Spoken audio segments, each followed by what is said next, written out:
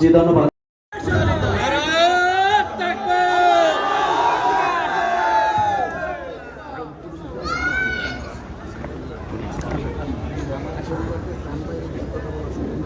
জি আজকের আমাদের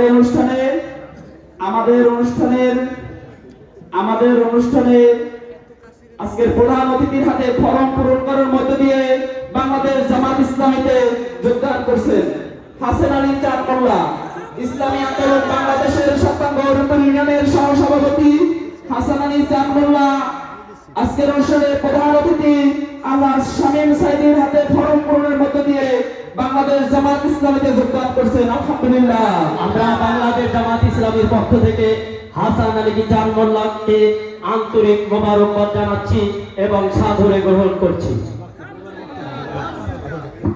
এই পর্যায়ে আমাদের মাঝে বক্তব্য উপস্থাপন করবেন 11 দলীয় জোটের অন্যতম লেবার পার্টির প্রতিনিধি সালমান খান বাদশাহ। সংক্ষেপে 2 মিনিট।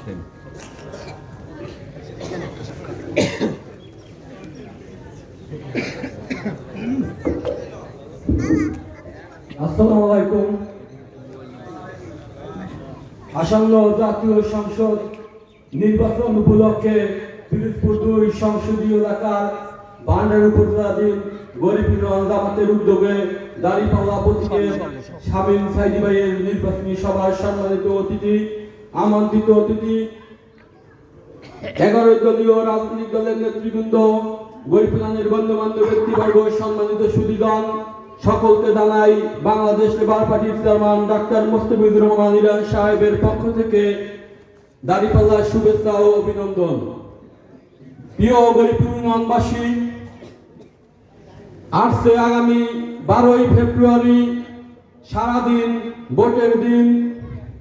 ভোট মানে সিল দেওয়া নয়, ভোট হলো আমানত, ভোট হলো দায়িত্ব, ভোট হলো জবাবদিহিতা, ভোট হলো ক্ষমতা।